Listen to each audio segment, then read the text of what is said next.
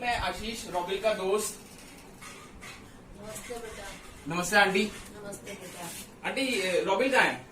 रोबिल सो रहा है। सो रहा है? 9 बज गया आंटी, अब क्या कर रहे सो के वो? बस सो रहा है, छुट्टी थी आज।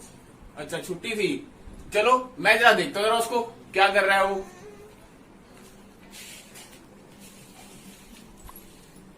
रॉबिल, रॉबिल, ओ कौन चिल्ला रहा है सुबह सुबह? और जाओ यार, सारी रात सोया नहीं मैं। 12 बजे आइयो, ठीक है? अभी मेरे को सोने दे आराम से तू, ठीक है?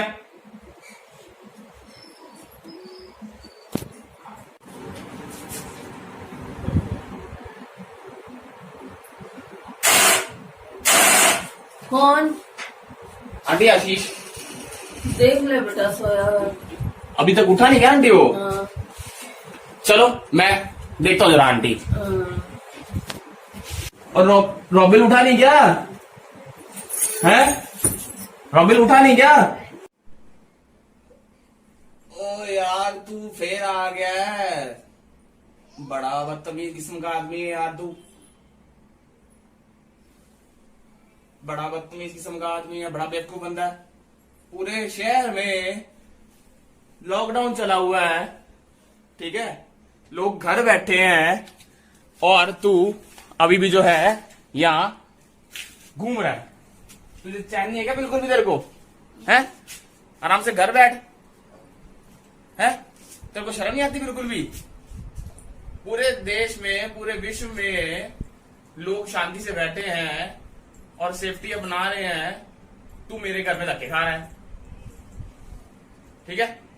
अब बैठ जा आराम से तू यहाँ पे जरा। मम्मी इसको जरा कोरोना का मास्क दो जरा।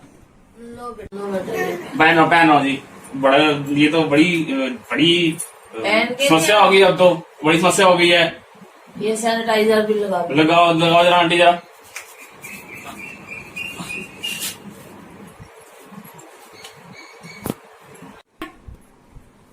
तो भाई तू देख इस टाइम कितने बुरे हालात चल रहे हैं।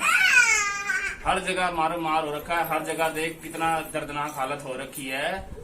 और मैं तेरे को दिखाता हूँ अब कि इटली में, अमेरिका में और स्पेन में कितने हालात जो हैं बदतर हो चुके हैं। ये देख जरा इधर अभी। सही बता रहा है यार, हर जगह तो यहाँ तो मतलब बड़े दर्दनाक हालात हो रखे हैं यार।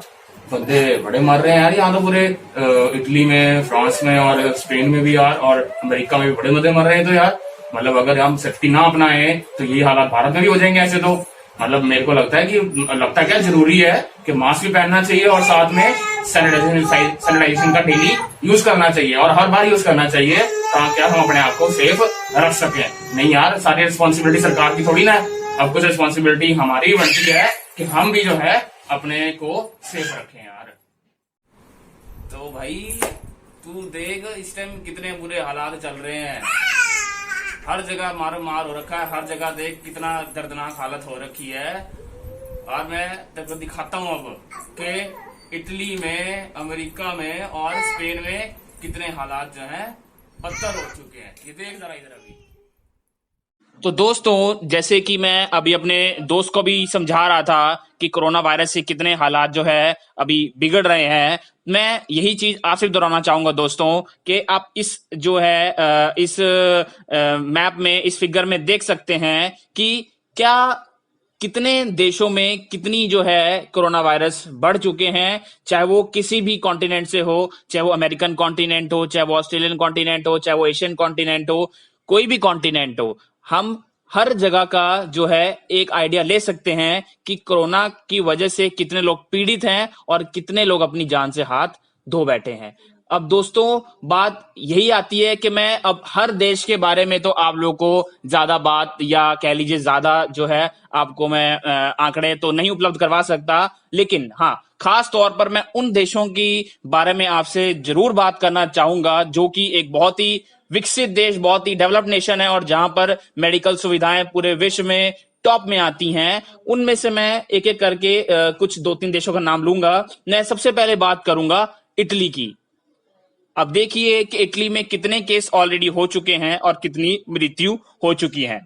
फिर मैं बात करूंगा यूएसए की, कि उसमें भी लगभग जो है फिगर जो 13 लाख तक पहुंच चुकी है जो कोरोना वायरस से पीड़ित हैं, और मृत्यु भी जो है लगभग 80,000 के करीब हो चुकी है। और वही बात करूंगा स्पेन की भी, तो स्पेन के भी हालात कोई ज्यादा अच्छे नहीं है। अब मैं अगर बात करूं इन विभिन्न देशों की इस नजरिए से कि वहां पर कैसे कोरोना ने पैर पसारे, तो आप खुद हिसाब लगा सकते हैं कि जब पहले दिन हमने बात करी इटली में, तो शुरू शुरू में हमें कोई 1-2 केस ही मिले, और उसके बाद अगर हमने 4-5 दिन बाद देखा तो ये जो हमारे पास में आंकड़े थे ये बढ़ते ही जा रहे थे, और जैसे जैसे आंकड़े बढ़ते जा रहे थे हमारे पास में कोरोना वायरस पीड़ितों की संख्या भी बढ़ती जा रही थी और मृत्यु की संख्या भी बढ़ती जा रही। देखिए कि फरवरी से लेकर मई के अंत तक पहुंचते पहुंचते सॉरी मैं माफी दीजिएगा कि अप्रैल के अंत तक आते आते मौतें जो है 21,000 के करीब पहुंच चुकी थी, और आज जो मैं मई की बात कर रहा हूं आपने देखा कि लगभग जो है आंकड़ा 30,000 को भी छू चुका है। वही बात करूंगा यूनाइटेड स्टेट की, तो 6 फरवरी में हमें कोई 1, 2, 4, 5 हमें जो केस मिले थे कोरोना वायरस के, और वो बढ़ते 9 मार्च तक जो था वो जो आंकड़ा था वो 100 में पहुंच गया था, और वो अप्रैल के आखिर तक आते आते वो 40,000 के करीब पहुंच गया था, और जब मई की हमने शुरुआत में देखा था तो यही आंकड़ा 70,000 को टच कर रहा था। और अगर मैं आज की बात करूं तो 2 दिन पहले 9 मई को जो आंकड़े थे वो थे लगभग 80,000 मौतों के।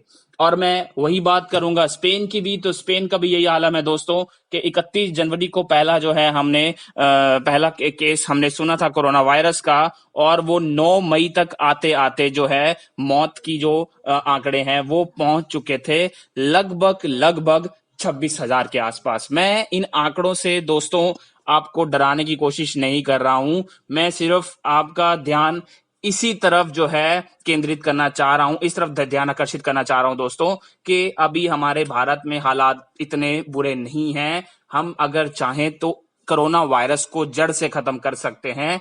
सिर्फ करना तो क्या है, हमें सिर्फ अपने घर पर रहना है और अपने परिवार वालों की जो है स्वास्थ्य के बारे में सोचना है, उनकी जान के बारे में सोचना है, क्योंकि कहते हैं जान है तो जहान है। अगर हम बोलते हैं कि सरकार हमें जो है अगर पूर्ण रूप से मदद नहीं भी कर पा रही है तो उसमें भी हमें निराश होने की जरूरत नहीं है, क्योंकि सभी की सभी रिस्पॉन्सिबिलिटी सिर्फ सरकार की नहीं है। हमारा भी दायित्व बनता है कि हम अपने लेवल पर भी कुछ करें। Please be a responsible citizen of India, और सोचिए कि अगर आज आप कुछ अच्छा करेंगे तो उसमें हमारे परिवार वाले भी सेफ रहेंगे, हम खुद भी सेफ रहेंगे और पूरा देश सेफ रहेगा। ये जो काम है ये किसी एक इंसान का नहीं है, यहाँ पर हमें 130 के 30 करोड़ भारतीयों का सहयोग चाहिए। यहाँ पर आपसे एक लास्ट बात शेयर करना चाहूंगा। न्यूयॉर्क टाइम्स रिपोर्ट्स की तरफ से एक बयान जो रिलीज किया गया था, हालात बिगड़े तो आने वाले समय में हमें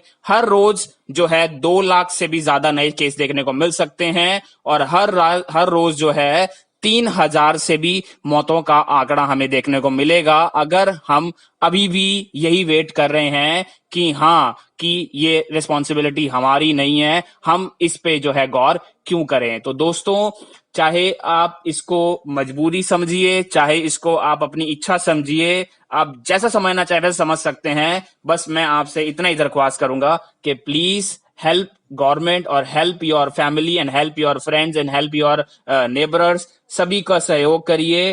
B secure at home, be safe at home and take all the precautionary measures to be aware या to be safe from corona virus. दोस्तों, आज जो आपने कहानी देखी वो कहानी इसलिए बनाई गई थी कि जो हालात कोरोना वायरस ने पूरे विश्व में, पूरे भारत में कर दिए हैं, अगर हमने इस बीमारी को अगर सीरियसली नहीं लिया तो जो हालात इटली, अमेरिका और स्पेन के हैं वही हालात हमारे भारतवर्ष में भी हो सकते हैं। जरूरी नहीं है कि सारी जिम्मेवारी सरकार की ही है, हमें भी एक जिम्मेवार इंसान की तरह पूरे जो है भागीदारी दिखानी पड़ेगी, और हमें अपने घर पर, अपने स्कूल में, अपने शहर में, जहां पर भी हम लोग बात कर रहे हैं कि अपने आसपास के एरिया में हमें सेफ्टी मेजर्स को जो है पूरे डिसिप्लिन वे में अपनाना पड़ेगा। अगर हम बात करते हैं मास्क की, वो जरूरी है। अगर हम बात करते हैं सैनिटाइजेशन की, तो रेगुलर अपने हाथों को सैनिटाइज करते रहिए, सोशल डिस्टेंसिंग रखिए। अगर आपको होम क्वारंटाइन किया गया है उसका भी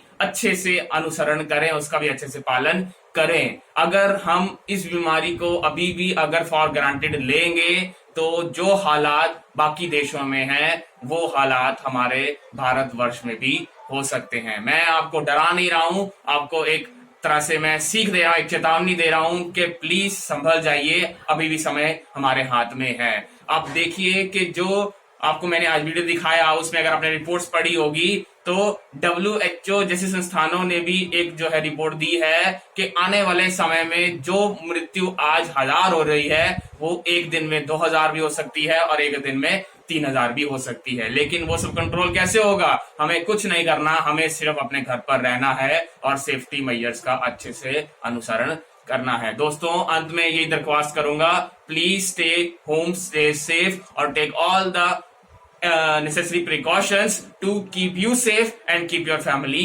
safe. Thank you so much.